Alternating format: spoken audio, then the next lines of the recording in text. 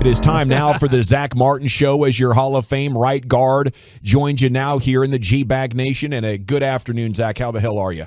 Doing great. How are you guys? We are awesome. We're fired up for another game. And I understand they tried to get you fired up today. Would they have like a Thanksgiving video presentation or something like that up there at the Star? We had a little video in the team room, a little Washington Dallas rivalry video going on. Get you fired up a little bit? Yeah, it got me a little jacked up seeing the some of those old games going at it. Man, it's so cool. So much history and tradition here. It's special to play on Thanksgiving. What happened last year though? Week 18 when they got the best, Daddy. How you feeling about that one? Yeah, that one I try to forget about pretty quickly. That was they definitely had our number that day, and try to rectify that Thursday. So, another one of the topics today, Zack, is at Thanksgiving, is this the best Cowboys team that we've seen in a while? Is this the best Cowboys team at this point in the year since your time being here? I don't know. I mean, we still have so much football left to be played. I think we've done some nice things this year, but there's a big part of our season, the meat of our season, still left. So we're still hungry to get going and put our best game out there. Zack, what are you guys doing to piss off the NFL to have to play all these defensive tackles you're dealing with now?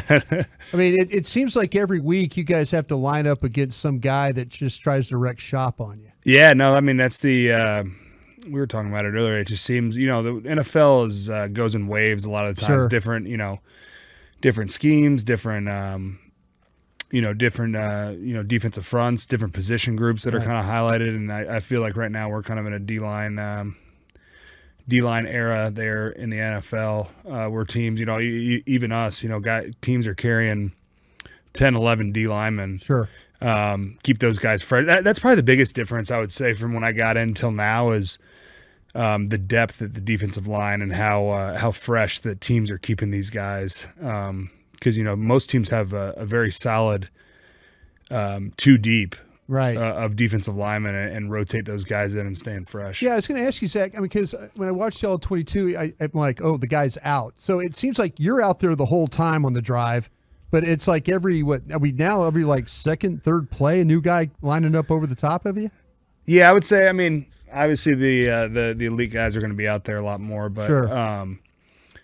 Yeah, I mean, shoot, it makes sense, right?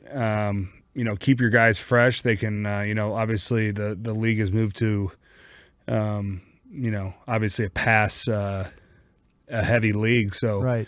You get those guys and they're rushing the passer. I know it's a lot on those defensive linemen. So when you get guys who can rotate and come out for a blow real quick and then come back on a big third down and give them their best pass rush. So, it's a little more challenging. Just, that's another thing that the two deep has gotten so much better. Usually when you're playing a team, the guy goes out, you're like, all right, I got the backup coming in. But, some of the guys that are playing backup defensive linemen are really starters. So, we just got to be on it all the time. Zack, this was a college question, really.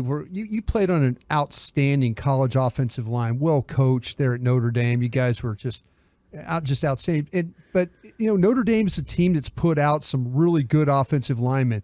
Are we seeing college football? Is it just about all the passing that teams are doing now that maybe we're seeing some struggles with some of these young linemen in the NFL because they're not complete players like you are, run and pass blocking? Yeah, I think there's the lack of time to develop guys. I was very fortunate. I got to play for a guy named Harry Heastand, right, there at Notre Dame, and he was, this is the guy that's been pumping out all the guys from South Bend there, and he had some experience in the NFL, but he put a lot of emphasis on the run game and our fits, and constantly doing the same drills but doing them over and over till they can become kind of second nature. So I was very fortunate in that regard. But I think now, like you said a little bit, college teams, a lot of them are running that spread offense, right? Quick passes, and then you get to your NFL team, and there's not a whole lot of time to get ready for that season, and obviously you don't have the time with the padded practices and different things like that. So I think it just I just think it may take a little more time than usual to develop guys nowadays, but I think the talent's still definitely there. Speaking of fits, man, you guys got that thing humming in the running game the other day with the way you got. It looked like with Tony getting to and through the hole, Biot issue and Steele, everybody doing a great job. Did you feel like early in that game that you were going to be able to have a little success running the ball? Yeah, I think so, and I think like most run games, I think it's kind of a common misconception is good running teams just come out from the gate and gash defenses for 5 or 6 yards of carry from the start of the game to the end of the game. And in my experience on the best run teams I've been involved in, it's you kind of pound away early, and then as the game wears on and you start wearing on those defensive linemen with the double teams, the big runs start to go off there. So and it's also huge, those guys want to pass rush. I mean, that's what it is. These guys want sacks. So if you start leaning on them and double teaming these guys, it takes away from that rush. Zack Martin here with you on the Fan. Is this how do you get yourself fresh for a short week like this? Double the ice baths, double the Toradol game week kind of deal? Yeah, I think, it's just extra emphasis on recovering of the body. I mean, it's a tough turnaround, but we're not special. Every team in the NFL does the Thursday night games, and it's something I think guys have gotten used to. It doesn't make it any easier, but there's just got to be a little bit of overemphasis on taking care of your body and trying to get rejuvenated the best you can. Coach has put together a really good schedule for us this week to get a little extra sleep, to get a little extra time getting our bodies back. Well, just so you know, here in the GBag Nation, this is not a style points situation. We're just looking for, hey, let's survive in advance, keep it moving, take out the trash can. You know what I'm saying? Yeah, I know what you're saying. Okay. All right. Very good. Now, you have a great Thanksgiving story, right? Like, didn't you? I saw some quotes years ago. You're talking about this week? You and Travis Frederick riding to AT&T Stadium. Can you share that with us? Yeah. So this was 2017. Me and Trav always drove to the games together, and we had Mike Wojcik, who was our strength coach, always used to drive with us to the games. We like to get to the stadium a little bit early, and 2017, I was driving down 121 there, and I got pulled over. Me and Trav were in the front seat, and the guy didn't seem to care that we were on the way to the stadium. And he wrote me up a ticket, on the way to the game, and then about 5 hours later, I got a concussion during the game and couldn't finish. So it was a eventful Thanksgiving for me. Just a bad Thanksgiving day. Yeah, not the best. You must have been going fast if he gave you the ticket, Zach. I'm not a fast driver. I'm kind of a granny driver, honestly. My wife, she's on me all the time. I kind of go with the traffic, and but he got me that day. Must have been a transplant. Yeah, must have been. Get that eagle out of here. Yeah, exactly. I can fly under the radar a little bit. Trav with that beard, he couldn't fly under the radar. So that was my ace in the hole. Look at my shotgun mate there. Have you seen the beard on my buddy over here? You know who this is? Right. You know this guy? Speaking of the Eagles, did you watch last night? I did. I watched most of it. I dozed off there at the end, but I did watch some of it. I mean, for fans, it's very frustrating. They keep winning these super close games. Are you living and dying with it like we are, or is it just like, whatever, we got to go handle business? Yeah, no, I mean, shoot, we got to handle what we can. The old saying, you got to control what you can control, and that has nothing to do with what we can control. We just got to go out there and take care of business week by week, and let the chips fall as they may as the season come winding down here. Who's most responsible for that tush push being so good? It is very impressive. I will say I've watched it a lot, and I mean, you got to circle the guy in the middle. Kelsey there does a pretty damn good job of getting underneath the defensive lineman there and pushing the pile. Hey, now you got to watch stupid Jalen Carter trying to get a spike. Yeah. So you got to make sure that it was close. He almost got it. You got to stab him, when you're going to spike the ball. You can't just stand around, right? Yeah, no, exactly. He was actually pretty close. I always wondered if any defensive lineman's ever done that, but.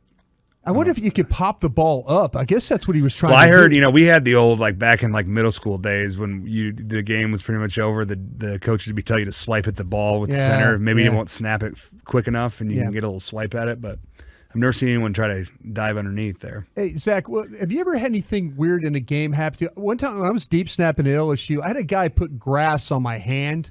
like before, like pre-snap, like I was getting the ball ready there. Yeah. And the guy was putting little bits of grass on my hand, the top of my hand.